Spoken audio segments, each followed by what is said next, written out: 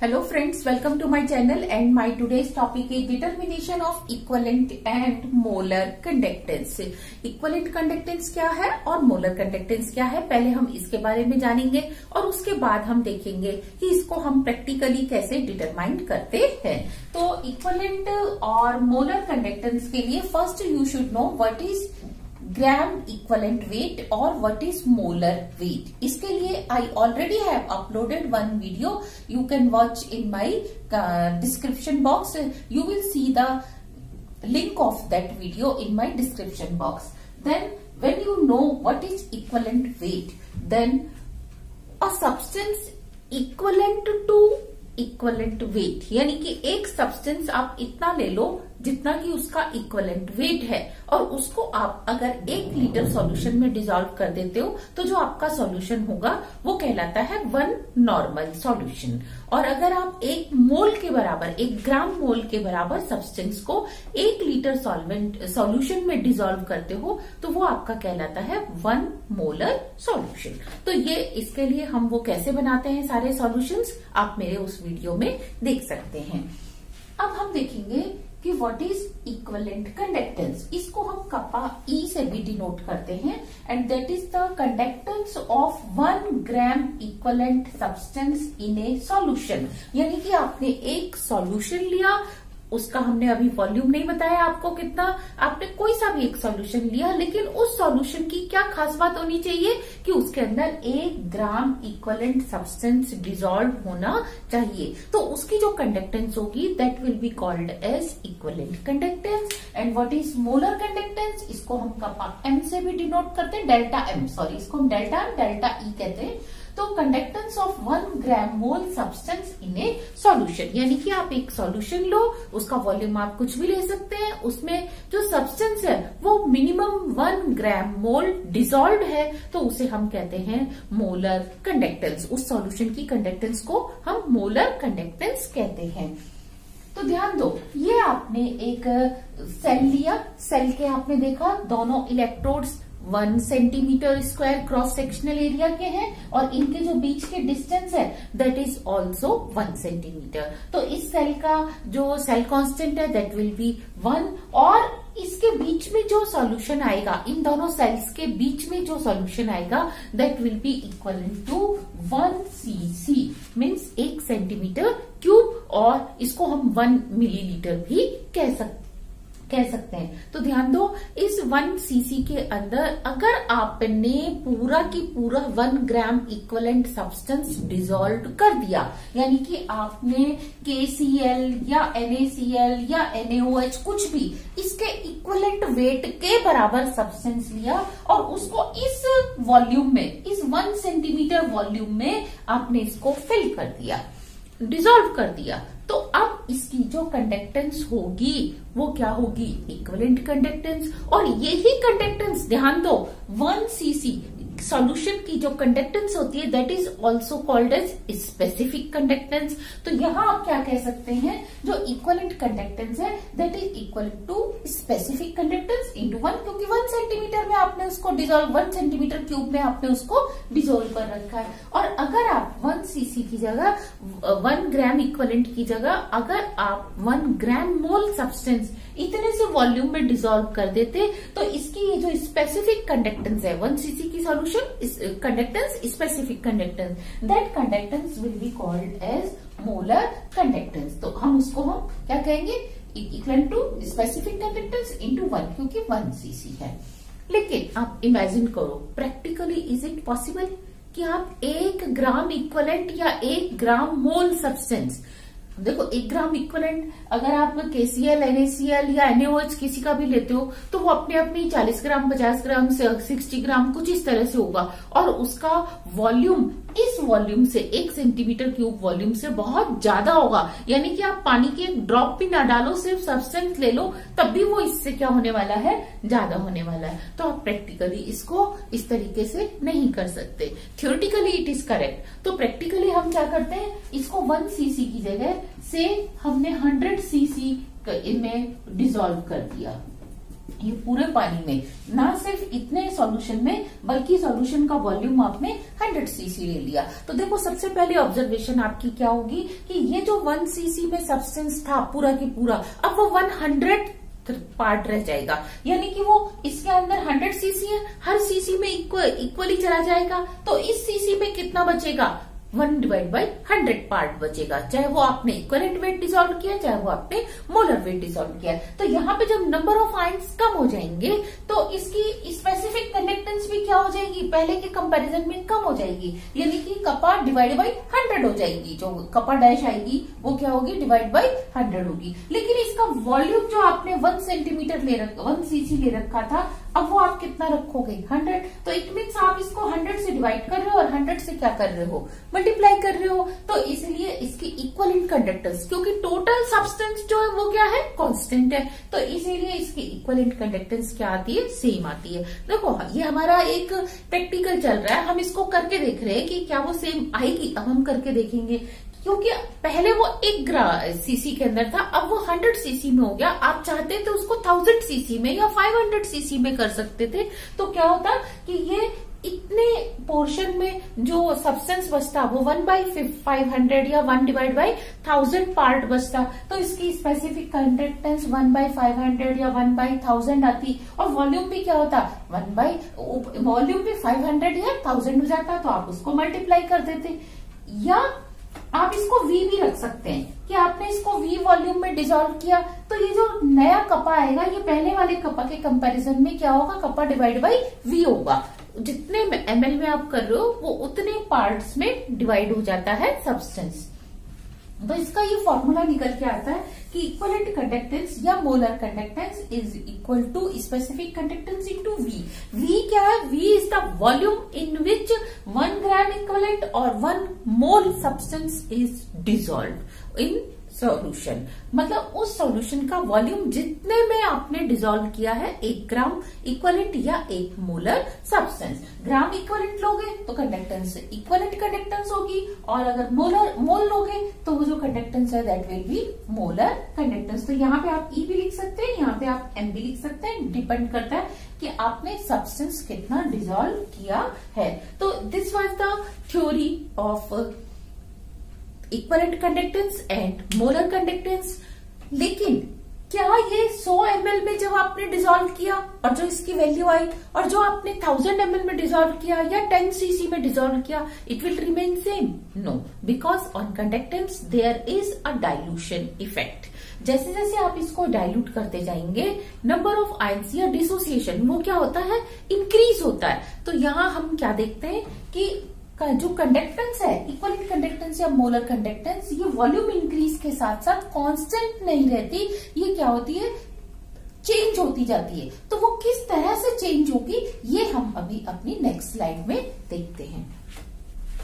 तो हम देखते हैं dilution effect on equivalent and molar conductance. आपने पहले इसको 1 सीसी में डिसॉल्व किया था, फिर आपने इसको 10 में, 100 में, 1000 में, इस तरह से आप 1 ग्राम इक्विवेलेंट सब्सटेंस को जैसे जैसे डाइल्यूट करते जाते हो, तो हम एक एक्सिस पे लेंगे root C means root concentration, and second axis पे Y एक्सिस पे हम डिनोट करेंगे उसकी इक्विवेलेंट कंडक्टेंस। तो देखो, अगर आपने स्ट्रॉन्ग इलेक्ट्रोलाइट लिया जैसे KCl, सोडियम क्लोराइड या कोई और आपने स्ट्रॉन्ग इलेक्ट्रोलाइट लिया, तो ये इस तरह से 100% आयोनाइज्ड हो जाते हैं। इनका ये वापस एसोसिएशन होके KCl नहीं बनता, तो केवल डाइल्यूशन मीन्स डिस्टेंस के कारण, जो दूर दूर आयंस जाते जा रहे हैं उसके कारण ही क्या हो रहा है, कंडक्टेंस के ऊपर फर्क पड़ रहा है। जबकि अगर आपने वीक इलेक्ट्रोलाइट लिया, वीक इलेक्ट्रोलाइट के केस में क्या है कि आप कितना ही उसको डाइल्यूट कर दो, A positive and B negative आपस में मिलके क्या करते हैं, अनडिसोसिएटेड सॉल्ट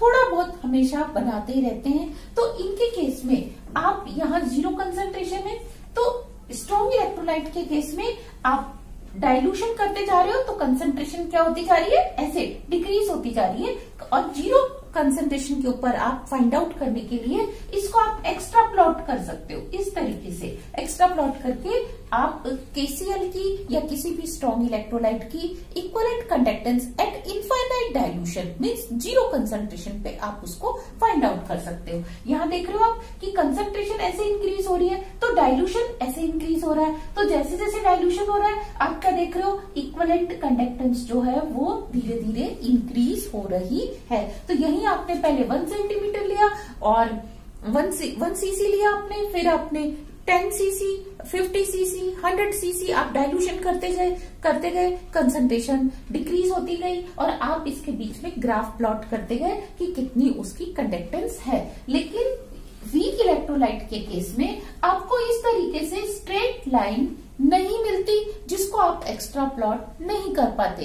तो इन दैट केस हम क्या करते हैं, कोलराउश लॉ की हेल्प लेते हैं। अकॉर्डिंग टू दैट अगर आपने AB की इनफाइनाइट डाइल्यूशन पे कंसंट्रेशन देखनी है तो आप कैटायन की कंसंट्रेशन मींस A आयन और N आयन की कंसंट्रेशन एट इनफाइनाइट डाइल्यूशन इन दोनों को सम करके आप क्या निकाल सकते हो, वीक इलेक्ट्रोलाइट की infinite dilution means zero concentration पे आप कंडक्टेंस को फाइंड आउट कर सकते हो, इक्विवेलेंट कंडक्टेंस को।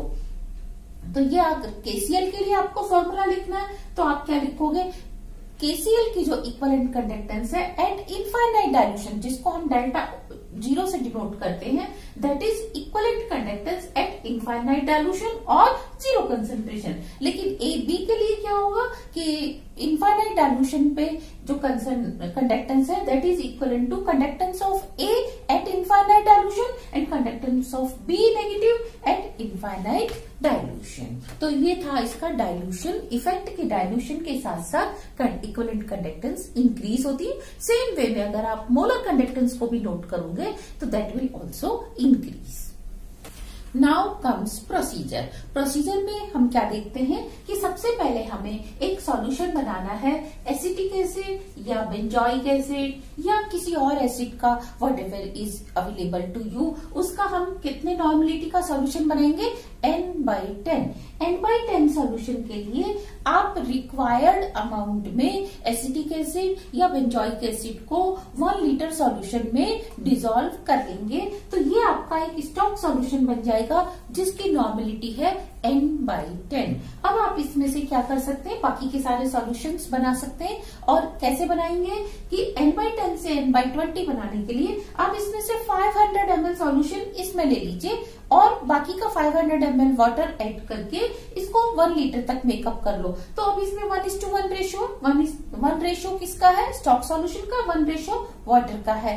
तो जस्ट डबल वॉल्यूम हो गया, डबल वॉल्यूम होते ही नॉर्मलिटी हाफ रह गई, यानी कि n/10 से कितना हो गया, n/20। सिमिलरली अब हम इसमें से 500 ml नेक्स्ट में ले लेते हैं, फिर 500 ml नेक्स्ट में लेके और बाकी क्या करते जाते हैं, वाटर ऐड करते जाते हैं। तो this way we can prepare easily n/10, n/20, n/40, n/80, 160, n/320, n/640 and n/12, 80 at so on. इस तरह से हम 8 to 10 डिफरेंट डाइल्यूशन के सॉल्यूशंस बना लेते हैं, या तो एसिटिक एसिड के या बेंजोइक एसिड के।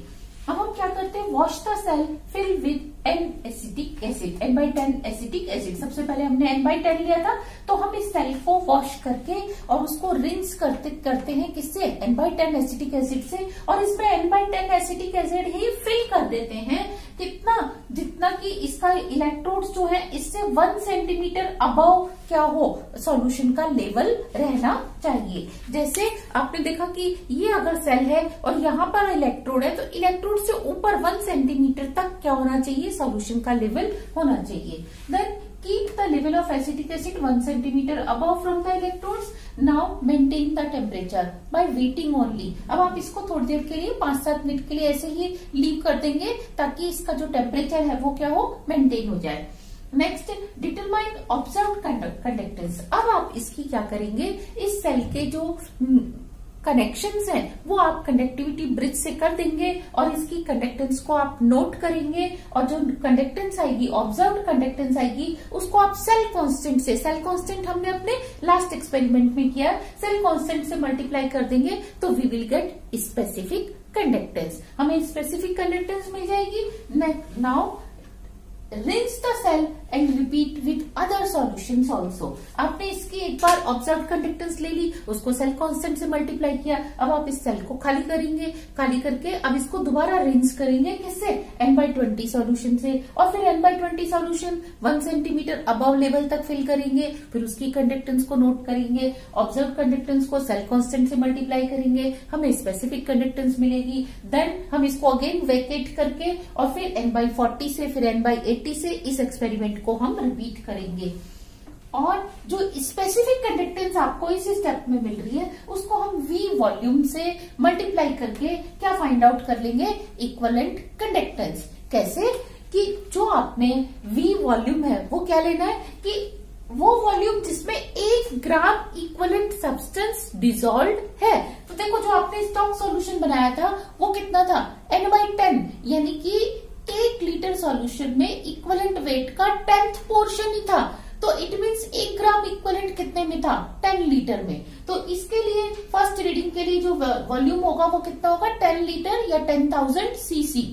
और इसमें आपने क्या किया, जस्ट डबल कर दिया, तो क्या हो जाएगा, वॉल्यूम कंटेंट हाफ कर दिया था, वॉल्यूम डबल कर दिया था, तो 1 ग्राम इक्विवेलेंट कितने में होगा, जस्ट डबल, यानी कि 10,000 से 10 लीटर से आप कह सकते हैं 20 लीटर। फिर 20 से नेक्स्ट सॉल्यूशन में इसके लिए क्या होगा आपका 40 लीटर, देन 80 लीटर। इस तरह से हम क्या करते हैं, वॉल्यूम से मल्टीप्लाई करके इक्विवेलेंट कंडक्टेंस को फाइंड आउट कर लेते हैं। जब हमें सारे सॉल्यूशंस की इक्विवेलेंट कंडक्टेंस हमें मिल जाती है तो अब हम ग्राफ प्लॉट करते हैं किसके बीच में, √C एंड इक्विवेलेंट कंडक्टेंस के बीच में। तो आप देखेंगे जैसे जैसे कंसंट्रेशन डिक्रीज हो रही है, कंडक्टेंस जो है वो इंक्रीज हो रही है। So this was the main objective of your experiment, कि आपने ये देखना था कि इक्विवेलेंट कंडक्टेंस क्या है और किसी एसिड की कितनी होगी, डाइल्यूशन का उसके ऊपर क्या इफेक्ट होगा। अब हम देखते हैं इसकी ऑब्जर्वेशन टेबल कैसे ड्रॉ करते हैं। इसी ऑब्जर्वेशन टेबल के लिए सबसे पहले आप सीरियल नंबर 1, 2, 3 इस तरह से ड्रॉ करेंगे, और सेकंड कॉलम में आप लिखेंगे स्ट्रेंथ ऑफ द सॉल्यूशन। जो आपने 8-10 सॉल्यूशंस बनाए थे उनकी स्ट्रेंथ, जैसे n/10, n/20, n/40, n/80 इस तरह से नोट करेंगे। एंड नेक्स्ट कॉलम आप नोट करेंगे वॉल्यूम कौन सा, volume in which 1 gram equivalent substance is dissolve. तो फर्स्ट केस में कितना आता था आपका 10,000 cc, सेकंड केस में कितना आता था 20,000 cc। तो यहाँ आपने cc या मिलीलीटर लिखना जरूरी है ताकि आप पता चले कि आपने ये जो रीडिंग्स लिखी है वो किसकी लिखी है, cc में लिखी है या मिलीलीटर में लिखी है। नेक्स्ट में आप ऑब्जर्व कंडक्टेंस, क्योंकि आप सेल में वो सॉल्यूशन लेते हैं, पहले n/10 फिर n/20, तो उसकी जो ऑब्जर्व कंडक्टेंस मोल्स में आती है आप उसको यहाँ नोट करेंगे, और उस कंडक्टेंस को आप मल्टीप्लाई कर देंगे सेल कांस्टेंट से मल्टीप्लाई करके आपको जो रीडिंग्स मिलेंगी वो किसके मिलेंगी, स्पेसिफिक कंडक्टेंस की। और स्पेसिफिक कंडक्टेंस जब आ गई उसको आप वॉल्यूम से, ये जो आपका वॉल्यूम था इससे मल्टीप्लाई कर देंगे, तो आपको जो रीडिंग्स आएंगी वो किसके आएंगे, equivalent conductance at that dilution या एट दैट कंसंट्रेशन, उसके ऊपर मिलेगी। तो इसका जो हम रिजल्ट भी नोट करते हैं वो कैसे नोट करते हैं, equivalent conductance of acetic acid is that much and at this concentration, यानी कि जब वो n/20 है या n/40 है उस कंसंट्रेशन पे। And it is proved from graph equivalent conductance versus √C means root concentration it increases with dilution. क्योंकि अब आप क्या करेंगे, ये जो आपके पास कंसंट्रेशन थी इसका और किसका ग्राफ प्लॉट करेंगे, कंडक्टेंस का, इक्विवेलेंट कंडक्टेंस का, जो मैंने आपको बताया इस तरह से आता है। तो वो ग्राफ अपने आप में प्रूव करता है कि जो कंडक्टेंस है equivalent conductance it is increasing with dilution. And in last we see precautions, because precautions are very important। Precautions को एक्सपेरिमेंट करने से पहले पढ़ना चाहिए, परफॉर्म करने से पहले, ताकि ड्यूरिंग एक्सपेरिमेंट आप वो प्रिकॉशंस ले सकें और एरर ना हो। तो इसके लिए सबसे पहला keep temperature constant during experiment, यानी कि जब आप एक्सपेरिमेंट कर रहे हैं आप जानते हैं कि टेम्परेचर का इंपॉर्टेंट रोल होता है कंडक्टेंस में, और कंडक्टेंस टेम्परेचर के साथ चेंज होती है, इसलिए ड्यूरिंग एक्सपेरिमेंट आपका जो टेम्परेचर है सॉल्यूशन का it should maintain constant.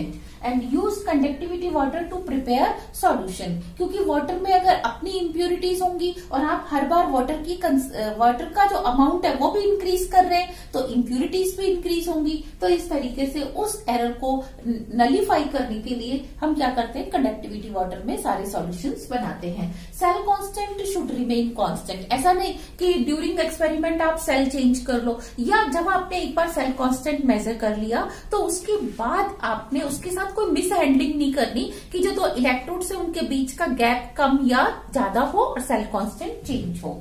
Next, before every reading, जो भी आप सॉल्यूशन उसमें ऐड करेंगे हर बार सेल में must wash rinse and electrode and cell. यानी कि हर बार सेल में जब आप नया सॉल्यूशन ऐड करेंगे तो उससे पहले उसको रिंस करेंगे, पहले वॉश करेंगे, वॉश करने के बाद आप उसको रिंस करेंगे, फिर आप उसमें इस सेल में सॉल्यूशन डालेंगे और इलेक्ट्रोड को डिप करेंगे। Next, you have to use voltage stabiliser also with instrument, because voltage stabiliser से जो फ्लक्चुएशंस हैं और रीडिंग्स में जो चेंज है वो नलीफाई हो जाता है। So these are the precautions during experiment, and if you have any query or any doubt, please write in my comment section so that I can solve your queries also. Thank you very much. Thank you.